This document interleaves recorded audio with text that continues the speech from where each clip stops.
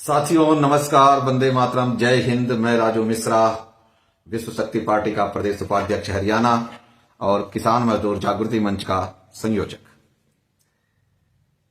अखंड हिंदू राष्ट्र मोर्चा का सहयोगी।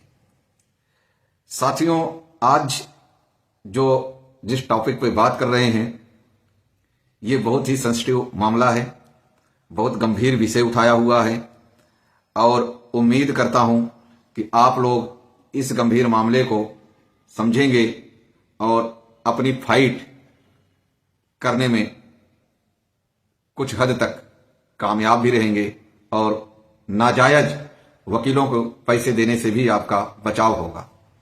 माना कि वकील के बिना आम आदमी चल नहीं पाता, लेकिन आपको जानकारी रखना भी आवश्यक होती है।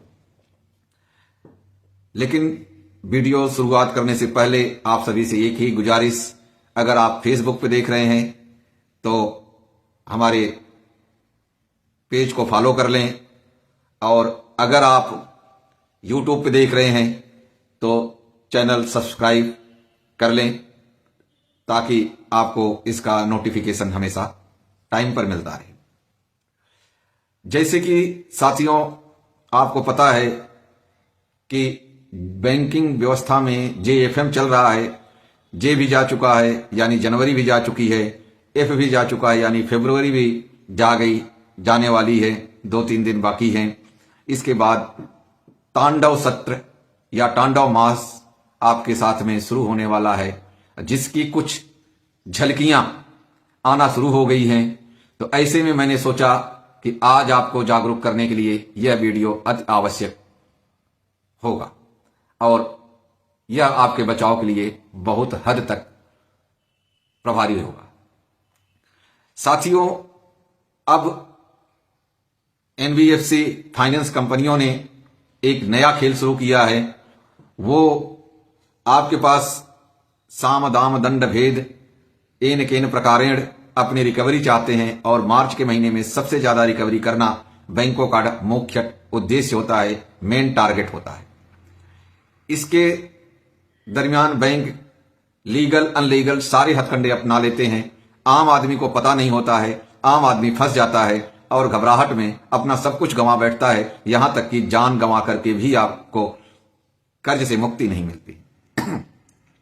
इसके लिए जो NBFC और फाइनेंस कंपनियों ने पैंतरा बनाया है वो ये बनाया है कि आप हरियाणा के रहने वाले हैं तो आपको चेन्नई से एक नोटिस आता है BNS के 316-318 का, जिसको पढ़ करके आप एकदम से घबरा जाते हैं कि भाई हम हरियाणा से चेन्नई कैसे जाएंगे, इतनी दूर, पता नहीं वहां मेरे साथ क्या हो जाए।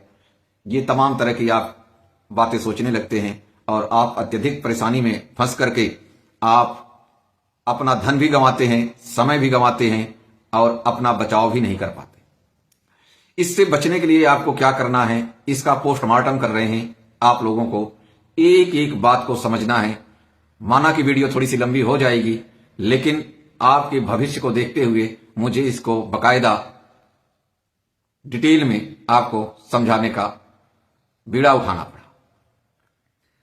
साथियों, जैसे कि हमने आपको सबसे पहले बताया हुआ है कि आप बैंक जब लोन आप लेते हैं बैंक से और लोन आप डिफॉल्ट कर जाते हैं, तो इससे पहले कि बैंक आप पर नकेल कसना शुरू करे, आपको एक प्रायर नोटिस, प्रार्थना पत्र या फिर निवेदन पत्र आपको एक देना होता है, जिसकी एक प्रति, ट्रैकिंग रिकॉर्ड सभी आपको अपने पास रखना होता है सुरक्षित। यही प्रायर नोटिस आपको 316, 318 इससे भी आपको बचा सकती है। ध्यान रहे कि 318 का सेक्शन 4 कहता है कि आप चीटिंग, धोखाधड़ी या बेईमानी की नीयत आपकी होनी चाहिए, क्योंकि आप लोन लेते हैं उस समय न आपकी चीटिंग की मंशा होती है, न बेईमानी की मंशा होती है और न आप उसके साथ, बैंक के साथ धोखाधड़ी करना चाहते हैं। दूसरी बात, 316 और 318 में पुलिस स्टेशन को तत्काल प्रभाव से FIR दर्ज करने के लिए कहा गया है। उसमें ऐसा नहीं है कि आज आपने एप्लीकेशन दिया, जांच होगी, ये होगा वो होगा, ऐसा कोई वो नहीं है, उसमें तत्काल प्रभाव से 24 घंटे के अंदर एफआईआर दर्ज करनी पड़ती है। अब आपको करना क्या है, इसका जवाब कैसे देना है, ये जवाब बनाया हूं जो आपको तथ्यवर पॉइंटवर बता रहा हूं। आप चाहें तो कागज कलम लें और उसको आप लिख भी लें ताकि आपका बचाव पक्ष मजबूत हो सके। साथियों, जैसे ही आपको 316, 318 का नोटिस मिलता है तो उसको आप ध्यान देंगे तो वह किसी न किसी एडवोकेट के द्वारा ही आता है आपके पास, क्योंकि थाने में ये जा नहीं सकते, पुलिस स्टेशन में ये जा नहीं सकते और इनका कंप्लेंट एफआईआर दर्ज नहीं होगी। इसलिए ये वकील के जरिए आपको भेजते हैं। तो इसका जवाब आपको देना चाहिए, और जवाब कैसे देंगे इसको आप लिख लें, बाकायदा समझ लें, या जैसे आप उचित समझे वैसे आप इसको सेव कर लें। करना क्या है आपको, जब आपको वो पत्र मिल जाता है, नोटिस मिल जाता है 316, 318 का, तो आपको कुछ नहीं करना है। आप कागज कलम लीजिए और लिखना शुरू कीजिए। लिखना क्या है, सबसे पहले आप डेट डालिए। डेट के नीचे पहले नंबर पे आप वकील का एड्रेस डालिए। दूसरे नंबर पर आप बैंक, एनबीएफसी, फाइनेंस कंपनी जो भी है उनका एड्रेस डालिए। उसके बाद आप डालिए सब्जेक्ट। सब्जेक्ट में आपने क्या डालना है, गलत रेफरेंस नंबर उस पत्र का दे और उसके जवाब में ये आपको सब्जेक्ट डालना है, क्योंकि जो भी आपके पास नोटिस या पत्र आएगा उस पर आप देखेंगे तो रेफरेंस नंबर लिखा होगा। अगर रेफरेंस नंबर नहीं लिखा है तो आप उस पत्र का हवाला दें कि इस पत्र के संदर्भ में जवाब। ये सब्जेक्ट लिखने के बाद, विषय लिखने के बाद आप नीचे आए, पैराग्राफ बनाएं। पैराग्राफ में आपको लिखना है मान्यवर या महोदय या आदरणीय, जो आप उचित समझे। मूलतः लोग मान्यवर या महोदय लिख देते। अब इसमें आप लिखिए कि आपके द्वारा दिनांक को प्राप्त यह नोटिस का जवाब। उसके नीचे आप लिखिए कि मान्यवर जी, यह नोटिस आपका पूर्णतः गलत तथ्यों पर दिया गया है, क्योंकि प्रार्थी ने पहले ही दिनांक, जिस डेट को आपने प्रायर नोटिस भेजा है, एक प्रायर नोटिस आपके संबंधित बैंक में, बकायदा बैंक का नाम लिखे, शाखा, उसके ऑफिस, हेड ऑफिस, जहां भी आपने भेजा है उनको पहले हमने दे रखा है, जिसका जवाब अब तक हमें न बैंक ने दिया न ही उनके कार्यालय ने दिया। ऐसे में जब तक आप हमारे प्रायर नोटिस का जवाब नहीं देते तब तक आप हमारे ऊपर किस तरह से गलत प्रकार से, गलत तरीके से आप हमें यह नोटिस देके आपराधिक होने का बोध करा सकते हैं। उसके बाद आप आइए पॉइंट नंबर 2 पर। यह कि जो भी स्टंट हुआ है, स्टंट का मतलब जो आपने कर्ज लिया है, वह हमारे गृह जिले, नाम डाल दीजिए अपने जिले का, के क्षेत्र से संबंध रखता है। ऐसे में आप हमारे गृह जिले से इतनी दूर या अत्यधिक दूरी पर यह क्रिमिनल केस किस प्रकार दायर कर सकते हैं, क्योंकि हमारा गृह जिला यह है और यहां से सामान्यतः इतनी दूरी पर आपने यह कंप्लेन करने का नोटिस दिया हुआ है। अब आइए पॉइंट नंबर 3 में। मेरे द्वारा ऐसा कोई भी आपराधिक कार्य नहीं किया गया है जो बीएनएस की धारा 316, 318 के तहत कोई आपराधिक प्रक्रिया की गई हो या किसी कोई आपराधिक गतिविधि में सम्मिलित हों। मेरे द्वारा इस तारीख को यह बैंक नाम डाल दें, ऋण खाता संख्या में इतने राशि का लिया गया जो मैं मेरी परिस्थितियों के अनुसार नहीं भर पाया, जिसके संबंध में मैंने प्रायर नोटिस आपके बैंक और कार्यालय को दे रखा।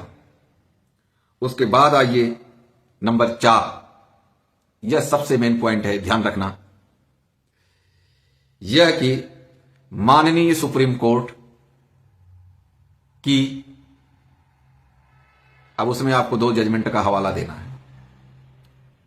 Ruling Satish Chandra Ratanlal versus state of Gujarat, दूसरा दीपक गाबा versus state of Uttar Pradesh के अनुसार यह मामला लोन डिफॉल्ट करना कोई क्रिमिनल अपराध नहीं है और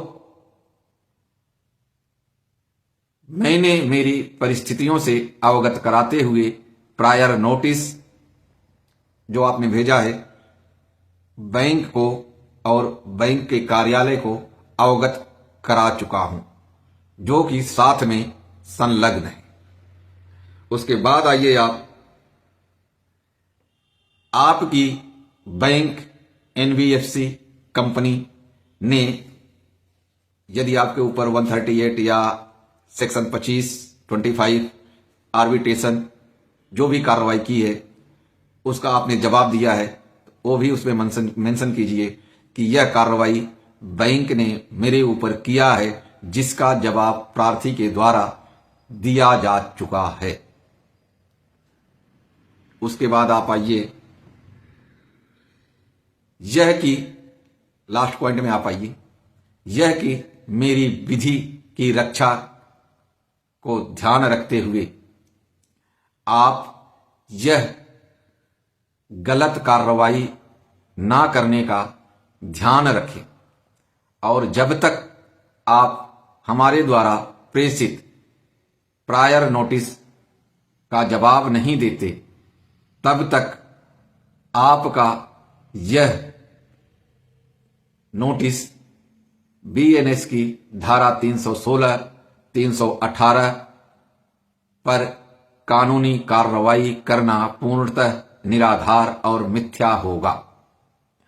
इतना लिख करके नीचे आप अपना नाम, पता, मोबाइल नंबर सब कुछ लिख करके बाकायदा इसकी 2 प्रति बनाएं, 3 बना लें, एक बैंक को भेज दें, एक वकील साहब को भेजें और एक अपने पास रजिस्टर्ड नोट रख ले, रजिस्टर्ड ऑफिस कार्यालय हेतु रख ले और साथ में लिखें कि यदि आप हमारे ऊपर उक्त धाराओं में कोई कानूनी कार्रवाई करते हैं तो आपके द्वारा हमारे द्वारा दिए गए पता पर रजिस्टर्ड डाक के द्वारा सूचना देना अनिवार्य होगा।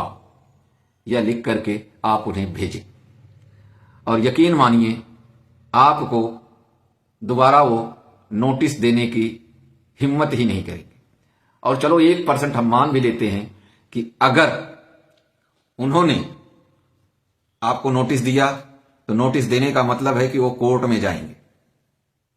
जब कोर्ट में जाएंगे तो एक आपका ही अकेला केस नहीं होगा, उनका वहां 10, 20, 50, सैकड़ों कोर्ट में केस लगे होते।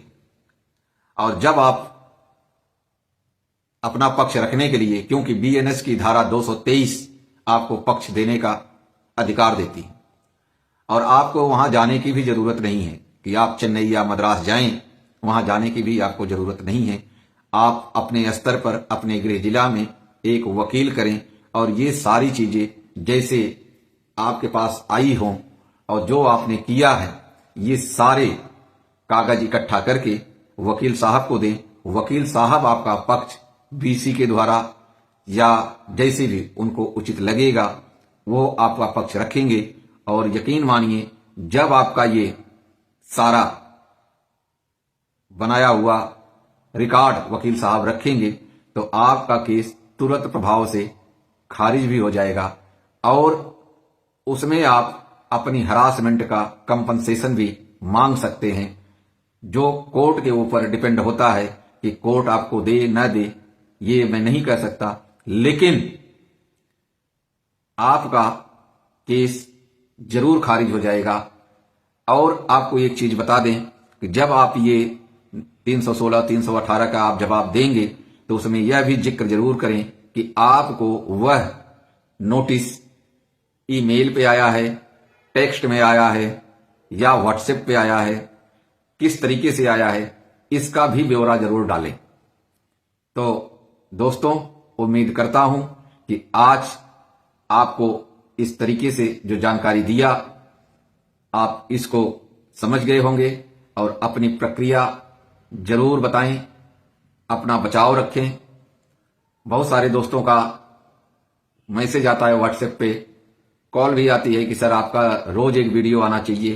तो व्यस्ततम दिनचर्या होती है, हम भी आपके जैसे ही हैं और आपको बताएं कि हम स्वयं भी एक पीड़ित हैं, इसलिए समय कम मिल पाता है और जो मिलता है वो समय आप लोगों के साथ शेयर करके उसका सदुपयोग करके मैं समझता हूं कि शायद कोई अच्छा कार्य कर रहा हूं और आप लोगों का जैसे सहयोग मिलता है उससे भी हमें बहुत ही ज्यादा मोटिवेशन मिलता है। इसलिए मैं भी बेताब रहता हूं कि आपको समय समय पर वीडियो बना के डाल दें ताकि आप अपना बचाव कर सके। लेकिन परिस्थितियां और समय, ये दोनों चीज को देखना होता है, जिस वजह से कि हम रोज वीडियो आपको नहीं डाल पाते हैं। और उम्मीद करते हैं कि इसके लिए आप लोग हमें क्षमा भी करेंगे। और आप सभी से दोबारा गुजारिश कि आप लोग इस वीडियो को अधिक से अधिक शेयर करें ताकि अधिक से अधिक लोग जागरूक हो सके और अधिक से अधिक लोग अपनी जान माल की रक्षा कर सके। इसी के साथ जय हिंद, वंदे मातरम। मिलते हैं नेक्स्ट वीडियो में, तब तक के लिए आप सभी को हमारी तरफ से बहुत बहुत आभार, धन्यवाद दोस्तों। मिलते हैं नेक्स्ट वीडियो में, तब तक के लिए धन्यवाद।